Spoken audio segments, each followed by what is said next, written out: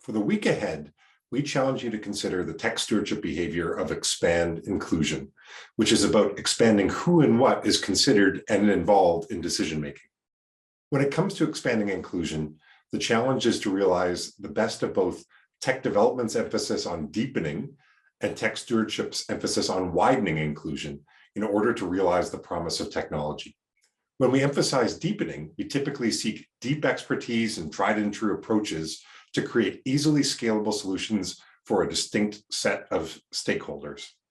This is a good and important outcome. Unfortunately, the world is currently full of examples of overemphasizing deepening to the neglect of widening inclusion.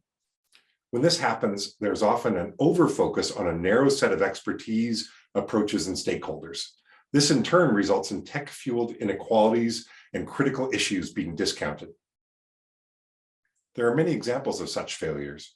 One is highlighted in the recent documentary Coded Bias, which explores the fallout of MIT Media Lab researchers' discovery that facial recognition does not see dark-skinned faces accurately. Based on this insight, she undertook a bold journey to push for the first ever legislation in the US to govern against bias in the algorithms that impact us all. There are also examples of explicit decisions to discriminate in tech development. One example is that of urban planner Robert Moses, who shaped the city of New York in powerful ways for over 4 decades. He undoubtedly made many positive contributions throughout his career. However, he was also accused in several instances of racist intent in his designs. For example, he famously built bridges over parkways with insufficient clearance for buses. This prevented people from poorer communities from visiting the seaside. In this way, he sought to provide deeper benefit to the already privileged upper-class citizens of the city by explicitly excluding those he viewed as less worthy. When we emphasize widening, it can result in effective engagement with and integration of a wide range of perspectives, expertise, and approaches. Doing so ensures that tech promotes equity for all. In order to widen inclusion, it is important that we also seek to understand our own privileges. This includes thinking about the societal power dynamics that often exclude certain communities. By excluding them, their needs are not considered and they are left out of decision-making processes. There are some great process tools that can help us expand inclusion. One such process is a citizen jury, which uses a jury duty style process to inform key decisions. When fully embraced, a citizen jury approach can democratize the tech development process by redistributing decision-making power to a representative group of citizens as opposed to a design team. For example, recently a citizen jury was convened in the Netherlands to consider public policy around a new gene editing technology that can enhance food crop production. The citizen jury demonstrated that the average person on the street is in favor of novel gene editing methods to improve food production, but only under certain conditions, such as universal accessibility, and any genetic edits must serve a recognized social purpose.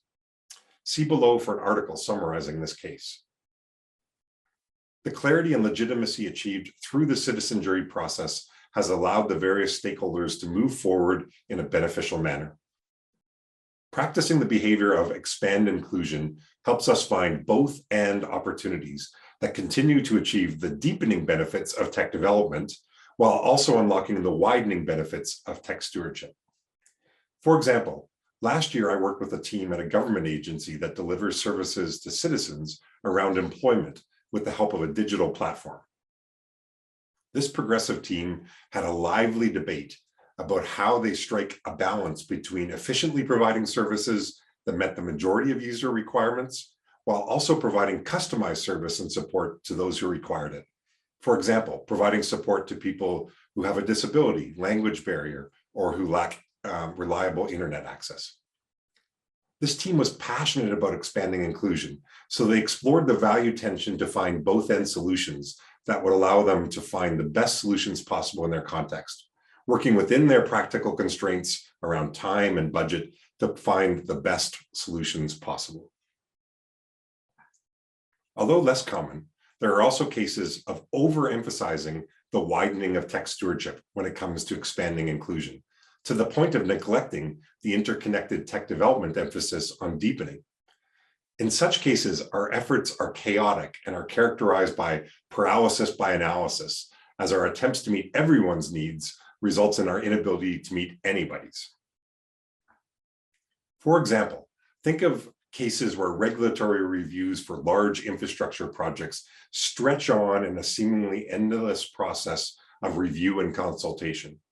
In these cases, projects can remain in limbo for years and even decades, resulting in significant resources being expended on both sides of the debate, both by those who are in favor and opposed to the project. In addition to the overarching, deepening, and widening value tension, here are a few stretch questions that can help you to explore specific tensions that often arise when we expand inclusion. How are we listening deeply to our existing stakeholders and widening the range of voices we engage with? One powerful tool for this is storytelling, a concept that is brilliantly outlined in author Chimamanda Adichie's TED Talk entitled "The Danger of a Single Story." How are our efforts building upon dominant values and ensuring interconnected values are not neglected? Remember that technology is not value neutral. On the contrary, our values shape and are shaped by technology, and that values come in interdependent pairs, also known as polarities. As people involved in the creation and application of technology, it is imperative that we explore such questions so we don't unconsciously embed our own values in the tech we're developing. Rather, we want to leverage our awareness of our values to make better decisions about shaping technology for the benefit of all. How are we engaging deep specialization and a wide range of perspectives and expertise? Good communication around tech is key to engagement. How do you effectively engage people from a range of backgrounds? A video series by Wired provides some good ideas. In these videos, experts explain a range of technology-related concepts at 5 levels of complexity. Each video shows an expert engaging with a child, a teen, a college student, a grad student, and another expert. By placing these conversations side by side, we get a great demonstration of the skill of meeting people where they are at as we seek to expand inclusion. How are we utilizing tried and true approaches and exploring new ones, including non-tech-based approaches? As Mark Twain famously said, "To a person with a hammer, everything is a nail." In other words, the more skilled we are at a typical approach, the harder it can be to see alternatives. Now that you've grounded yourself with this video, we will share some anecdotes from practicing tech stewards about expanding inclusion, which we share to help inspire you.